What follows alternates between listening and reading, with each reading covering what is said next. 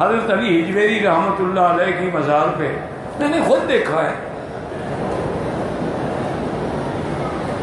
ان کی مزار پہ جو شرک ہوتا ہے اس کی انتہا، لوگ ہاتھ باندھ کے کھڑے ہیں، باقاعدہ جناب جھوم جھوم کے پڑھ رہے ہیں اور ان سے مانگ رہے ہیں اور ان کے قبر کا طواف کر رہے ہیں، الٹے پاؤں چل رہے ہیں اور ان کے لیے جناب دولت پیسہ سب نچھاور کر رہے ہیں۔ پہلے ان سے یہ بھی پوچھو کہ یہاں تم کھڑے ہو، یہاں حضرت علی حجویری کی مزار ہے، دلیل کیا ہے؟ بھائی ان کی مزار یہاں ہونے کی بھی دلیل تو ہو نا۔ حالانکہ ان کی جو مزار ہے نا، جو محققین علماء اولیاء ہیں، وہ کہتے ہیں کہ اللہ نے ان کو شرک سے محفوظ رکھا، وہ بڑے موحد تھے اور توحید کی دعوت دینے والے تھے، اللہ نے ان کی مزار جو ہے وہ شالیمار باغ کی دیوار کے نیچے ہے، یہ جگہ ان کی عبادت کی ہے، یہاں بیٹھ کے وہ چلہ کشی کرتے تھے۔ بھائی لوگوں کو لاش تو مل نہیں سکی، انہوں نے اسی جگہ کو قبر بنا دی۔ انا للہ و انا الیہ راجعون۔ اور جو یعنی آپ سوچ نہیں سکتے ہیں کہ جہاں وہ شرک ہوتا ہے، اور یہ بھی تحقیق نہیں کہ بھی یہاں قبر ہے کہ نہیں ہے۔ اچھا پھر قبر پہ کھڑے ہو، خود تمہیں پتہ ہے کہ فوت ہو گئے، چلو قبر میں چلے گئے، اوپر مٹی ہے اور پھر اوپر ہم نے پکی سیمنٹ اور کبے شبے بھی بنا دیے ہیں تاکہ بالکل نکلنے کا راستہ ہی نہ رہے۔ اللہ ہدایت ہے، وہ اولیاء اللہ تھے، ان نے ساری زندگی دین کی دعوت دی، ان نے اسی دعوت دین کے لیے حجاز چھوڑا، عرب چھوڑا، وہاں جا کے ڈیرا لگایا، لاکھوں لوگوں کی اصلاح ہوئی، لاکھوں لوگوں کو کلمہ پڑھایا۔ یہ سارے تو عرب کے، عبد القادر جیلانی کا بغداد سے تھے، معین الدین اجمیری رحمۃ اللہ علیہ عرب سے گئے، اجمیر میں وہاں کے تو نہیں تھے، 90,000 ہندو کو کلمہ پڑھا دیا۔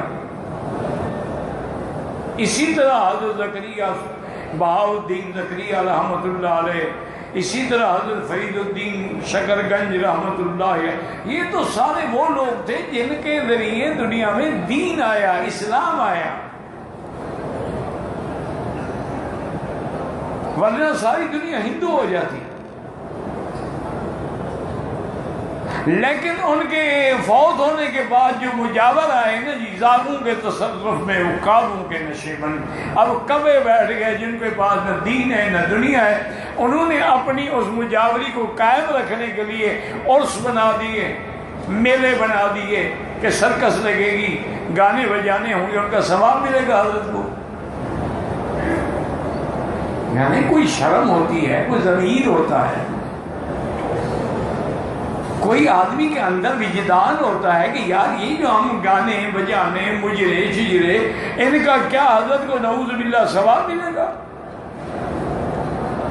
لیکن الحمدللہ علماء دیوبند ہیں یا علماء توحید جس علاقے کی بھی ہیں، اگر ان کے تصرف میں کسی بزرگ کی قبر ہے تو وہاں مدرسہ ہے، وہاں قرآن پڑھایا جاتا ہے، حدیث پڑھائی جاتی ہے، تاکہ روزانہ ان کو ثواب پہنچے۔ قال رسول اللہ صلی اللہ علیہ وسلم۔ دیکھ لیں، آپ کہنے کی ضرورت نہیں ہے، آپ ہندوستان سے، ہندوستان میں دیکھ لیں نظام الدین اولیاء جہاں پر صحیح لوگ قابض ہیں تو انہوں نے کوئی شرک تو نہیں ہونے دیا۔ اسی طریقے سے اور بھی پوری دنیا میں آپ دیکھیں کہ انہوں نے بت پرستی کو ختم کیا، لیکن ایک محبت کی بات ہے۔ اب دیکھیں، خدا دیکھ رہے ہیں کہ ٹوٹے ہوئے ہیں، لیکن کہتے ہیں من فعل ھذا بآلہتنا، کس نے ہمارے خداؤں کے ساتھ، وہ تو بڑا ظالم ہے جس نے ہمارے خداؤں کو توڑا ہے۔ وہ کوئی خداؤں کو بھی بندہ توڑ سکتا ہے؟ لیکن عقل نہیں ہے نا، عقل ختم۔ کہنے لگا اچھا ایسا کرتے ہیں کہ ہمیں پتہ لگا ہے کہ وہ ایک نوجوان ہے نا ابراہیم، وہ ہمارے خداؤں کے خلاف ہر وقت تقریر کرتا رہتا ہے، معلوم ہوتا ہے اسی نے نہ کیا۔ کہنے کہ بھائی ایسے نہ کہو، چلو پہلے اسے پوچھیں تو صحیح، لوگوں کے سامنے گواہی دے، کچھ ثبوت تو ہو نا۔ حضرت ابراہیم علیہ السلام کے پاس آ گئے، انت فعلت ھذا بآلہتنا، ہمارے خداؤں کے ساتھ یہ حشر تم نے کیا؟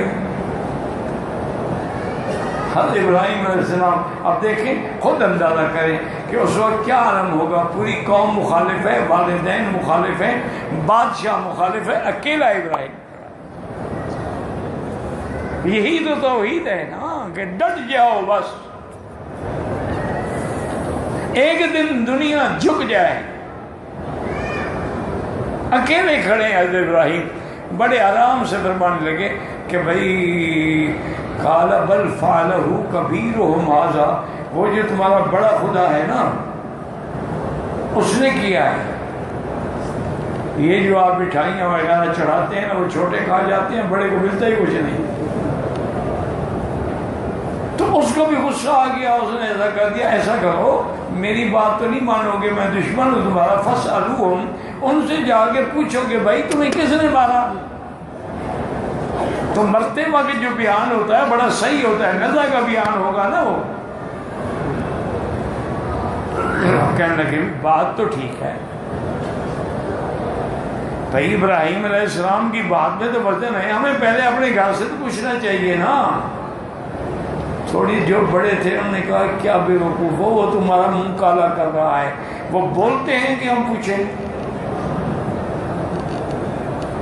کہنے لگے عجیب، کہنے لگے ابراہیم علیہ السلام اچھا ہمارے خداؤں کو توڑ پھوڑ بھی ڈالا ہے اور الٹا ہمیں مجرم بناتے ہو کہ ہمارے خداؤں نے خود کیا ہے۔ عجیب، وہ تو بول ہی نہیں سکتے، کیا بتائیں گے۔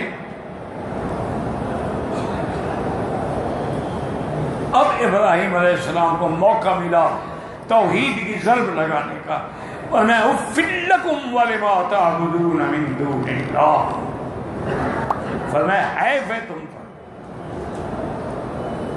تم پر بھی اور تمہارے ان جھوٹے خداؤں پر بھی، ان کو خدا مانتے ہو، افلا تعقلون، عقل نہیں ہے۔ دیکھو اب تو عقل آ جانی چاہیے تھی نا، کہ سب کچھ آنکھوں کے سامنے دیکھ لیا ہے لیکن پھر بھی عقل نہیں آئی۔ بادشاہ کے پاس آئے کہ جناب ابراہیم نے ہمارے ساتھ بڑا ظلم کیا ہے، ہمارے خدا بیچارے وہاں ٹوٹے پھوٹے پڑے ہیں۔ قالوا حرقوہ وانصروا آلہتکم، آگ کا ایک الہ روشن کرو، ابراہیم کو جلا دو، وانصروا آلہتکم، اپنے خداؤں کی مدد کرو۔ خدا مدد کرتے ہیں کہ بندے مدد کرتے ہیں خدا کی؟ یہ ہنسنے کی بات ہے، آج کل بھی تو یہی ہوتا ہے نا، جو پیر فقیر فوت ہو گئے ان کی ہم مدد کر رہے ہیں نا، اور لگا کر جھنڈیاں لگا کر، وہاں دیگیں چڑھا کر، وہاں ان کی قبروں پہ چادریں پھولوں کی چڑھا کے ہم ہی پیروں کی مدد کر رہے ہیں نا، وہ خود تو نہیں کرتے۔ یہی انہوں نے کہا خداؤں کی مدد کرو۔ ابراہیم علیہ السلام کو آگ میں ڈالا گیا، لیکن اللہ نے بھی فرمایا خلیل تم نے میرے لیے ساری دنیا کو چھوڑ دیا، تم نے میرے لیے بادشاہوں سے ٹکر لے لی، تم نے میرے لیے باطل خداؤں کا ستیہ ناش مار دیا، تو تیرے ساتھ میں جو ہوں فکر کی کیا ضرورت ہے۔ قلنا یا نار کونی بردا وسلاما علی ابراہیم۔ تو یہی وہ بات تھی جو حضرت ہود علیہ السلام نے ان کو سمجھایا کہ ظالمو اگر تم کچھ کرنا چاہتے ہو کرو میرے خلاف، کیا کرنا چاہتے ہو؟ اور حدیث کے مطابق یاد رکھو، اس وظیفے کو لازم پکڑ لو، استغفار۔ چاہے تمہیں بڑا استغفار آتا ہو نہ آتا ہو، استغفر اللہ الذی لا الہ الا هو الحی القیوم واتوب الیہ، وہ بھی نہ آتا ہو تو استغفر اللہ استغفر اللہ استغفر اللہ۔ اور خاص طور پہ اس کے پڑھنے کا جو وقت ہے نا وہ تہجد کا وقت ہے، کہ مومن کی شان یہ ہے کہ وہ بالاسحار ہم یستغفرون، وہ سحر کے وقت میں اللہ کے آگے بیٹھ کے استغفار کرتے ہیں۔ اور جب استغفار کرو گے نا پھر تم دیکھو گے کہ تمہارے رزق میں بھی برکت، مال میں بھی برکت، اولاد میں بھی برکت، عزت میں بھی برکت، اور ایسی جگہ سے اللہ دیں گے جہاں تمہارا خیال اور گمان بھی نہیں ہو۔